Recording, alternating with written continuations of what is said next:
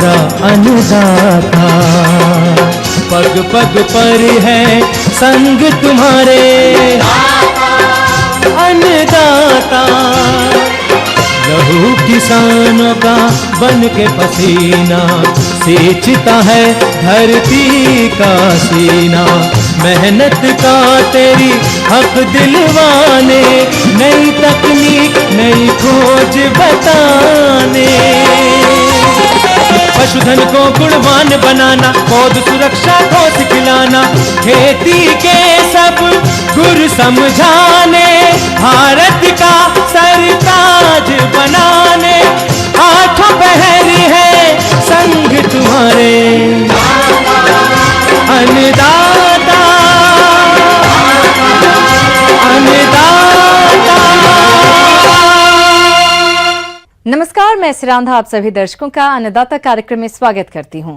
किसान हमारे देश के अन्नदाता हैं और वे ही हमारे देश के भाग्य विधाता हैं। ऐसे ही भारतीय किसानों को खेती बाड़ी से जुड़ी हुई बहुत सी नई लाभकारी जानकारियां देने के लिए हर रोज सुबह हम आपके साथ आते हैं। तो चलिए कार्यक्रम शुरू करने से पहले देखते हैं क्या है आज के अन्नदाता में। करेला की फसल से अधिक उत्पादन लेने का तरीका।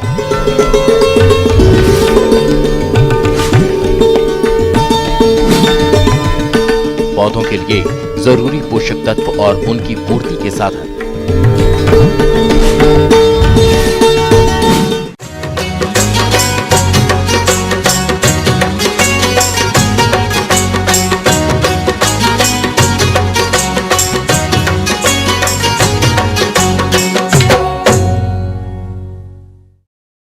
कम समय और कम लागत से अधिक लाभ कमाने की चाह में हमारे जिन किसान भाइयों ने करेला की फसल लगाई है, वह इस समय बढ़वार की अवस्थाओं पर है। तो इस फसल से अधिक उत्पादन लेने के लिए खरपतवार नियंत्रण, सिंचाई, उर्वरक प्रबंधन करते हुए कीट और रोग नियंत्रण कैसे करें, इसकी जानकारी दे रही हैं एक विषय विशेषज्ञ नेहा कुशवाहा।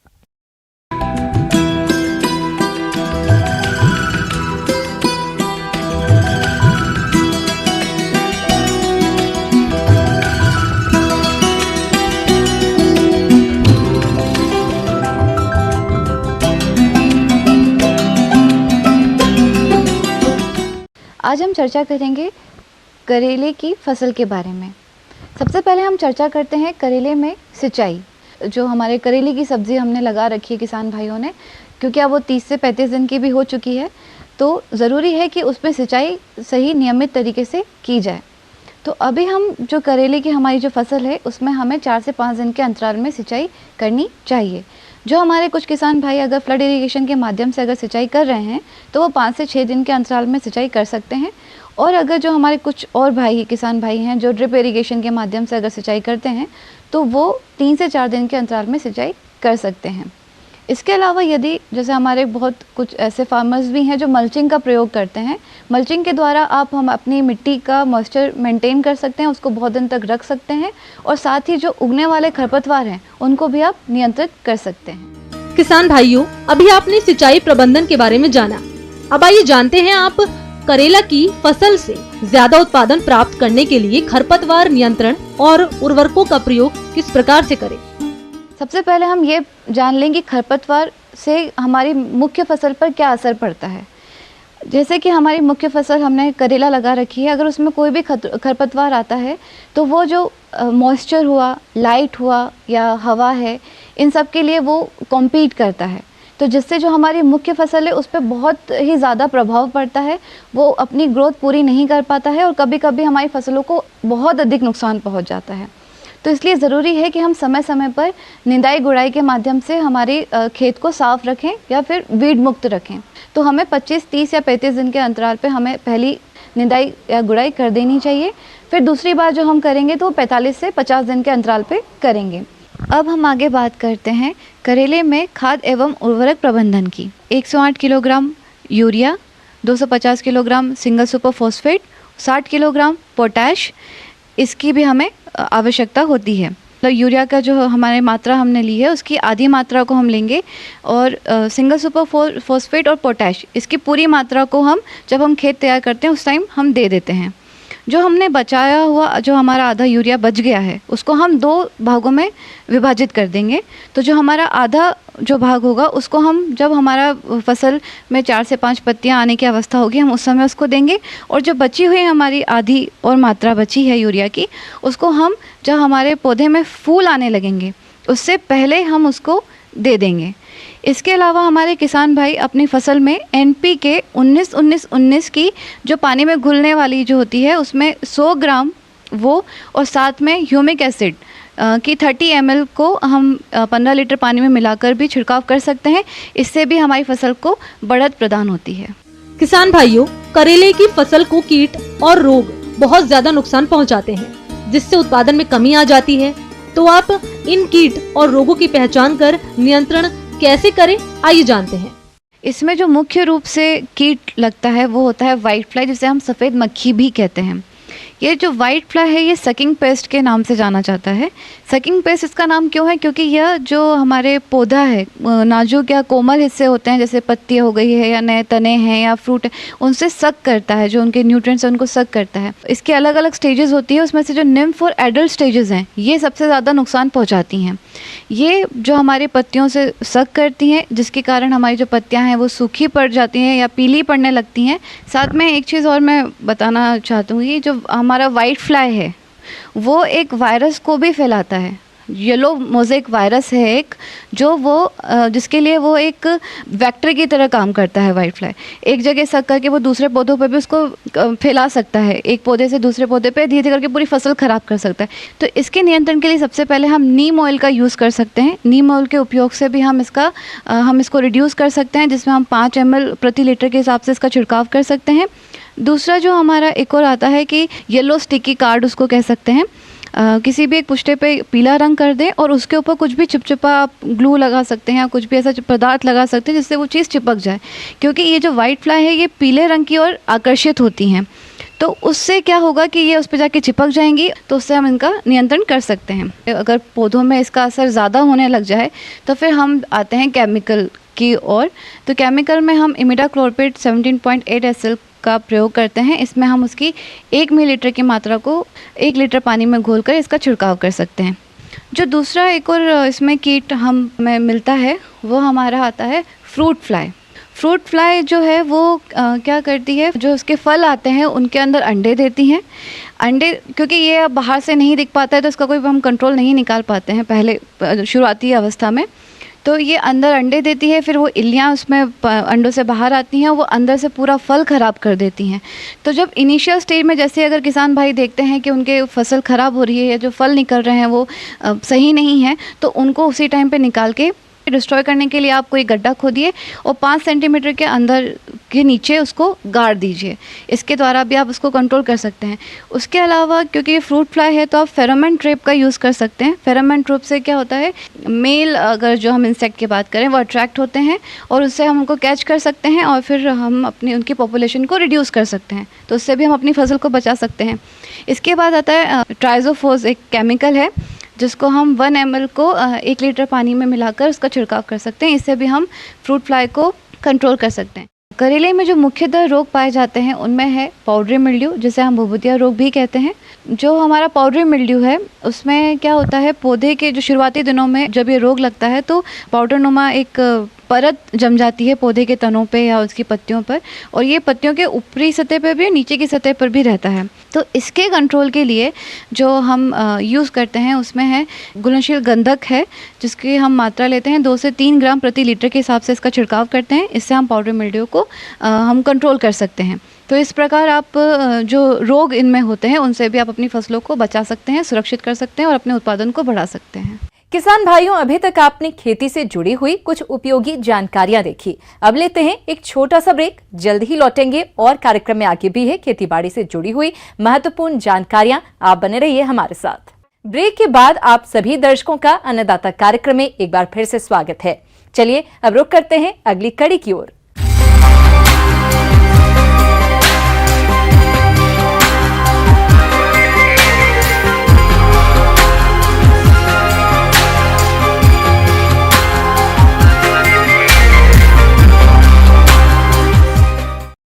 किसान भाइयों, किसी भी पौधे को अपना जीवन काल पूरा करने के लिए लगभग 16 से 17 तत्वों की आवश्यकता है, जो कि उसे हवा, पानी और मिट्टी से मिलते हैं। इनकी कमी और अधिकता दोनों ही पौधों के जीवन के लिए घातक होती है और इन दोनों ही स्थितियों में पौधे अपने लक्षण प्रदर्शित करने लगते हैं, जिनको पहचान कर उनकी पूर्ति करना आवश्यक होता है। मगर आमतौर पर किसानों को इसकी सही जानकारी नहीं होती और समय रहते वे कुछ नहीं कर पाते हैं। तो इस बारे में जानकारी दे रही हैं डॉक्टर वर्षा रानी।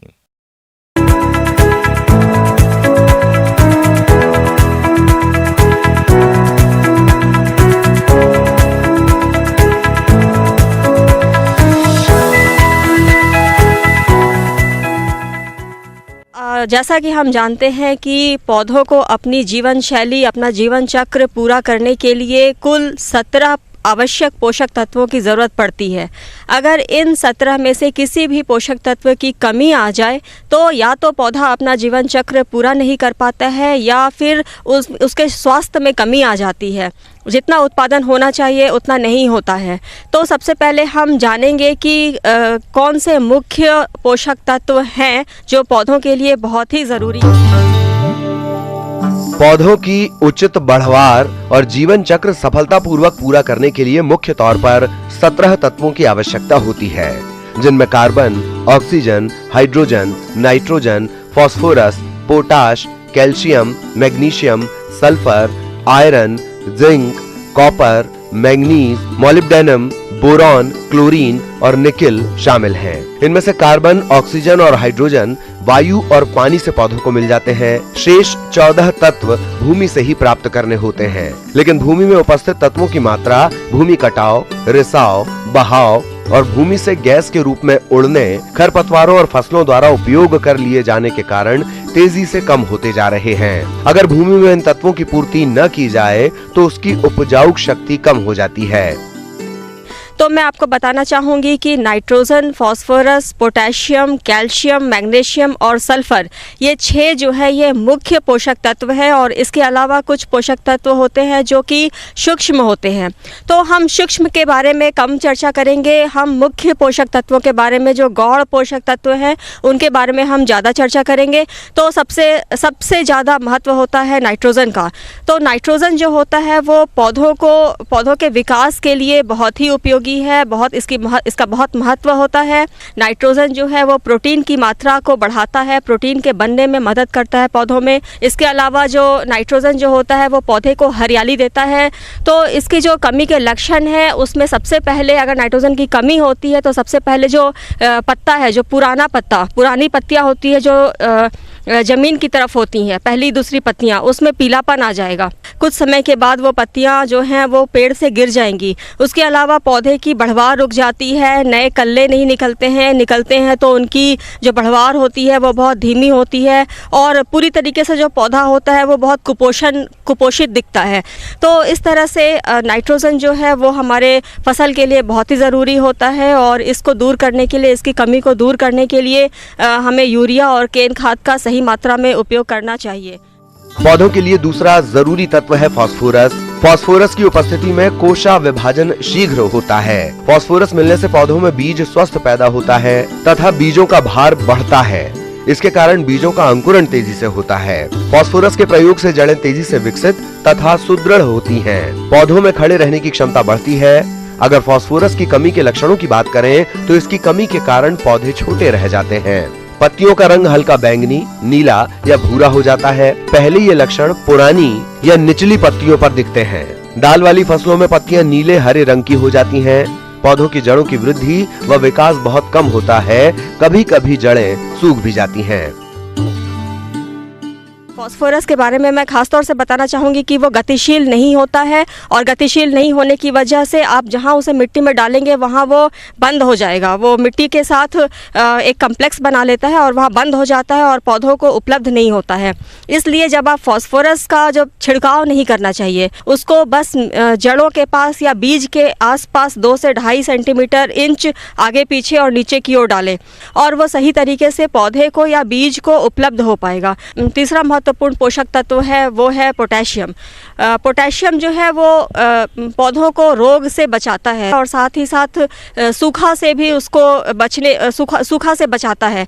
तो पोटेशियम बहुत ही महत्वपूर्ण है, साथ ही साथ ये बहुत सारे एंजाइम्स का घटक है। इसलिए पोटेशियम जो है वो बहुत ही ज़रूरी होता है। इसके जो कमी के लक्षण हैं वो यूँ होता है कि पत्तियाँ पीली पड़ जाती हैं और जो पत्तियों का किनारा है, सिरा है, जिसको हम मार्जिन बोलते हैं, वो बिल्कुल झुलसा हुआ दिखेगा, बिल्कुल जला हुआ सा भूरे रंग का दिखेगा। ऐसा लगेगा जैसे किसी ने उसे जला दिया हो। ये जो सिम्टम है, ये जो लक्षण है, ये खास तौर से पोटेशियम की कमी की वजह से होता है। तो किसानों को इस लक्षण को पहचानने में देर नहीं करनी चाहिए, क्योंकि जितनी ज़्यादा देर होगी उतनी ही ज़्यादा उनका दुष्प्रभाव पड़ेगा उनकी फसलों पर।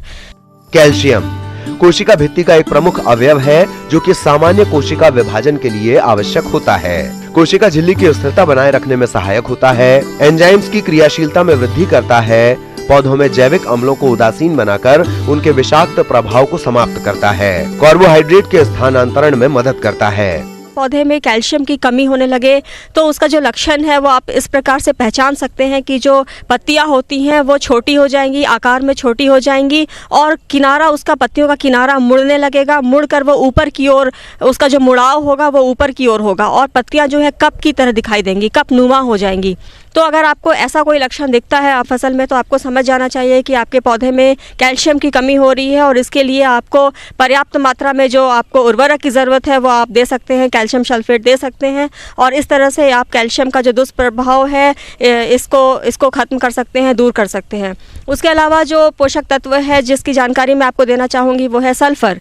और इसका जो लक्षण है, कमी के जो लक्षण हैं, वो आप इस तरह से पहचान सकते हैं कि जो पत्तियाँ होती हैं, ऊपरी पत्तियाँ, जो ऊपर की नई पत्तियां होती है वो सामान्य रूप से पीली पड़ जाती हैं और उसका जो बढ़वार है, पौधे का जो बढ़वार है, वो भी रुक जाता है। गंधक पौधों में प्रोटीन संरचना को स्थिर रखने में सहायता करता है। तेल संश्लेषण और क्लोरोफिल के निर्माण में मदद करता है। विटामिन के उपापचय क्रिया में योगदान करता है। गंधक की पूर्ति के लिए खेत की तैयारी के समय 20 से 25 किलोग्राम जिंक सल्फेट का प्रयोग किया जाना चाहिए। कई फसलों में इसके पर्णीय छिड़काव करके भी गंधक तत्व की पूर्ति कर सकते हैं। उसके बाद आता है मैग्नीशियम। मैग्नीशियम जो है वो पौधों के लिए बहुत ज़रूरी होता है और जो प्रकाश विश्लेषण की प्रक्रिया होती है जिससे पौधा अपना भोजन बनाता है, उसके लिए मैग्नीशियम बहुत ही ज़रूरी होती है। तो अगर मैग्नीशियम की कमी हो जाए तो पौधे में पीलापन आता है, लेकिन इसका जो पीलापन आता है वो कुछ इस तरह का होता है कि जो नसें होती हैं, पत्ते की जो नस होती है वो हरी रहेगी और नसों के बीच का जो जगह है, जो पत्तियां हैं, नस के बीच वाली जो पत्ती है वो पीली पड़ जाएगी।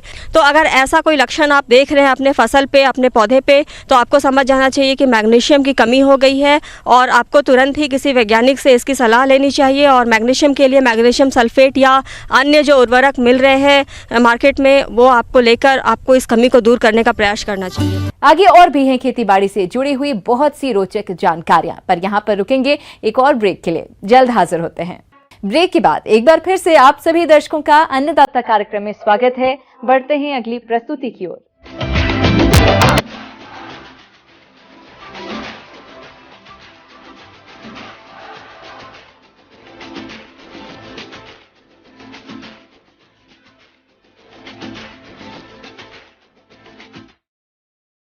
अपने राज्य में बहुत से किसान खेती के साथ साथ पशुपालन करते हैं, लेकिन किसान साल भर इनके लिए हरा चारा नहीं उगा पाते और जो पशु आहार बाजार से लेते हैं वह काफी महंगा होता है।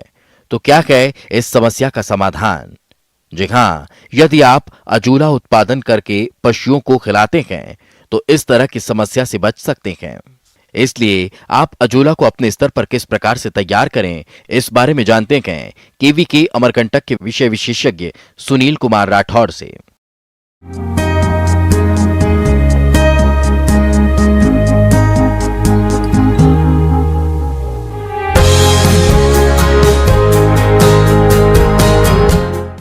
अजोला एक जलीय फर्न होता है।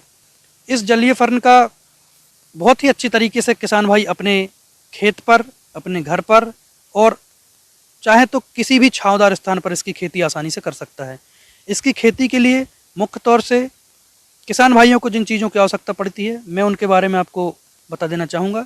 सर्वप्रथम हमें अजोला बेड लगभग 3 बाई 1 बाई 8 इंच गहराई जो होती है, या फिर 1 फीट तक की हम उसकी गहराई रख सकते हैं। तो इतनी जो होती है हमारे बेड की साइज होती है। इस साइज में हमें क्या करना है, इसमें लगभग हमको आधा फीट पानी उसमें भर देना है। आधा फीट पानी भरने के बाद हमें इसमें जो बलुई दोमट मिट्टी मैंने आपको बताई उसको अच्छे तरीके से मडलिंग कर देनी है। साथ ही साथ हमें लगभग 25 से 30 किलोग्राम गोबर एक बेड के लिए घोल करके अलग से बाल्टी में घोल लें। घोलने के बाद उसको जो पानी हमने आधा भरा हुआ है, आधा फीट पानी, उसमें अच्छे तरीके से घोल देना है और मिट्टी और गोबर का अच्छे तरीके से घोल बना देना है। अब जब हमारा मिट्टी और गोबर का घोल जो है अच्छे तरीके से सेटल डाउन हो जाएगा, उसके बाद हमें क्या करना है, हमारा जो अजोला का जलीय फर्न जो बीज बोलते हैं जिसको हम, उसको उस पर छोड़ देना है। उपयुक्त प्रजातियां। यद्यपि अजोला की कुल 6 उपजातियां ज्ञात हैं, लेकिन इनमें से केवल 3 ही हमारे देश में लोकप्रिय पाई गई हैं। अजोला पिनेटा, अजोला कैरोलिना एवं अजोला माइक्रोफिला। अजोला की व्यावसायिक खेती करने से पूर्व कृषि विश्वविद्यालय, कृषि विज्ञान केंद्र अथवा राज्य में डेयरी कोऑपरेटिव आदि से सलाह लेकर क्षेत्र के लिए अनुकूल अजोला की प्रजाति का चुनाव करें। उसको हमें उस पर लगभग एक बेड में अगर हम 250 ग्राम मात्रा भी अजोला फर्न की छोड़ देते हैं तो वो हमारे लिए पर्याप्त होता है एक बेड के लिए। और हमें लगभग 7 से 11 दिन में हमारा जो अजोला फर्न है वो पूरे में फैला हुआ नजर आता है। और इसकी सबसे अच्छी पहचान ये है कि एक के ऊपर एक अजोला जब चढ़ने लगता है तो हम ये समझ जाते हैं कि वो जो है अब उसको स्पेस की आवश्यकता है, वो पर्याप्त तौर से फैल चुका है। तो हम लगभग 1 हफ्ते बाद वहाँ से जो बेड की साइज मैंने आपको बताई लगभग 1.5 से 3 किलोग्राम अजोला आप निकाल सकते हैं। और उसको निकालने का तरीका होता है, जो आपकी बांस की टोकरियां होती है हर किसान भाइयों के घर में पाई जाती हैं, है ना, जिससे हम गेहूं धोते हैं, जो छन्नीदार होती हैं, उसका इस्तेमाल करना है। उससे क्या होगा, हम जैसे ही उसको उसमें डालेंगे बेड में तो जो हमारा एक्स्ट्रा जो पानी है वो जो निथर जाएगा और जो हमारा जलीय फर्न है वो हमारे पास आसानी से आ जाएगा और उसको निकाल करके हम बगल में रख देते हैं। अजोला बेड से निकालने के बाद हमें उसको धुलाई करनी है। जो हमारा रनिंग वाटर होता है हम उसमें भी डायरेक्ट धुलाई कर सकते हैं। जो हमारा अच्छे से स्टोर्ड पानी हुआ कहीं टैंक में भरा हुआ है उसमें ले जा करके जो ज़्यादा अच्छे से फैलाव पानी हो, बढ़िया, उसमें जैसे हम गेहूं धोते हैं ऐसे ऐसे उठा पटक करके बार बार एक छन्नी वाली जो अपनी बांस वाली जो टोकरी होती है उस टोकरी में हमें उसको फर्न को लेने लाना और बार बार ऊपर नीचे उठा उठा के 3-4 बार उसको पटक के अच्छे से धो देना है।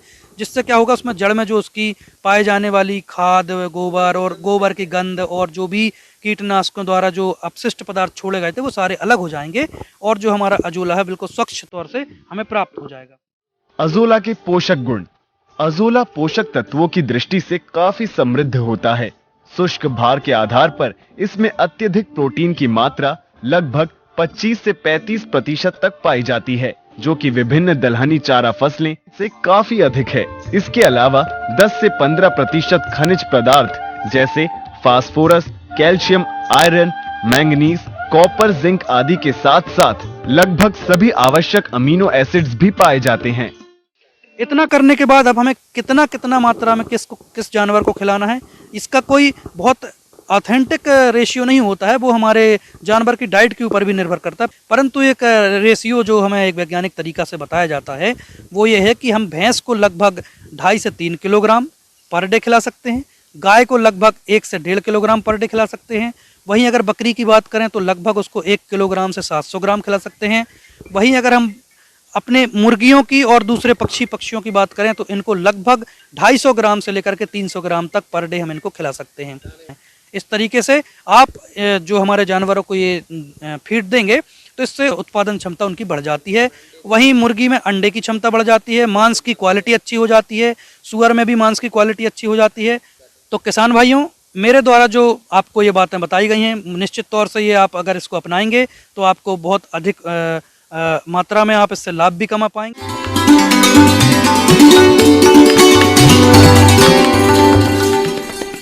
अन्नदाता हेल्पलाइन निःशुल्क फोन संपर्क सेवा के माध्यम से आपके द्वारा पूछे गए प्रश्नों में से 1 या 2 महत्वपूर्ण प्रश्न को हम अपने कार्यक्रम में शामिल करते हैं। इसी के तहत आज का चयनित प्रश्न और उसका जवाब इस प्रकार है। आज की अन्नदाता हेल्पलाइन में जिस प्रश्न को कार्यक्रम में शामिल किया गया है उसे पूछा है गांव बाबूपुर जिला रीवा के किसान मुकेश मिश्रा ने। आप गन्ना की फसल में दीमक कीट की रोकथाम पर जानकारी चाहते हैं तो मुकेश मिश्रा जी आपकी जानकारी के लिए प्रस्तुत है कार्यक्रम का यह अंश। जैसे कि आप जानते हैं कि गन्ना जो है लॉन्ग ड्यूरेशन क्रॉप होता है और ये करीब 1 साल जो है फील्ड में रहता है। और जो कीटों का जो बात हम करते हैं, जो प्लांटिंग से लेके और हार्वेस्टिंग तक डिफरेंट स्टेज में जो है करीब 15 से 20 कीट जो है जो मुख्य रूप से गन्ना के फसल को क्षति पहुंचाते हैं। दीमक कीट, इस कीट का प्रकोप हल्की जमीन और जहां सिंचाई के पर्याप्त साधन नहीं है वहां पर अधिक होता है। ये कीट जमीन के अंदर और बाहर गन्ने की गांठों, जड़ों, आंखों इत्यादि को खाकर समूचे पौधे को नष्ट कर देते हैं। बोए गए गन्ने के दोनों सिरों से घुसकर अंदर का मुलायम भाग खाकर उसमें मिट्टी भर देते हैं। ग्रसित पौधों की बाहरी पत्तियां पहले सूखती हैं और बाद में पूरा गन्ना नष्ट हो जाता है। ऐसे पौधों से दुर्गंध नहीं आती और पौधा आसानी से खींचने पर मिट्टी से उखड़ आता है। इसकी पहचान है जमीन पर बने इसके घर जो दूर से ही दिखाई देते हैं। तो ये एक तो दीमक के ये सिम्टम है और दूसरा है रूट बोरर। रूट बोरर और शूट बोरर एक ही समय आता है जो कि मार्च से लेके जून तक इसका आपात जो है फसल पे पाया जाता है। अब हम इसके बारे में बात करें, मैनेजमेंट के बारे में बात करते हैं। तो मैनेजमेंट के लिए सबसे पहला दीमक के हम बात करते हैं। जो किसान भाई दीमक के लिए कि सीड ट्रीटमेंट अगर प्लांटिंग के टाइम में कर लेते हैं इसका आपात में कमी ला सकते हैं। लेकिन जब क्रॉप स्टैंडिंग स्टेज में इसका आपात आता है तो उस समय बायोफेंथ्रीन 10% या इमिडा क्लोरोपिड आपको 500 ml प्रति हेक्टेयर के दर से आप बालू के साथ मिक्स करके और उसको फील्ड में भुरकाव कर दें। उसके बाद एक लाइट इरिगेशन दे दें जिसके कारण इसका आपात में कमी आ जाता है। किसान भाइयों, अन्नदाता आपकी सेवा के लिए संकल्परत है। कृषि संबंधित समस्या एवं सुझावों के लिए आप हमें इस पते पर संपर्क कर सकते हैं। प्रोड्यूसर अन्नदाता, news 18 Madhya Pradesh Chhattisgarh, Ramoji film city Hyderabad 501512। साथ ही आप हमें ईमेल भी कर सकते हैं। हमारा ईमेल है p18annadatamp@nw18.com। इसके अतिरिक्त आप हमें निःशुल्क हेल्पलाइन नंबर 180041921555 पर सोमवार से शनिवार सुबह 10 बजे से शाम 4 बजे के बीच संपर्क कर सकते हैं। किसान भाइयों, अब समय हो रहा है आपसे विदा लेने का, तो हमारी पूरी अन्नदाता टीम को दीजिए इजाजत। कल फिर आपसे मुलाकात होगी कृषि संबंधित कुछ और महत्वपूर्ण जानकारियों के साथ। नमस्कार।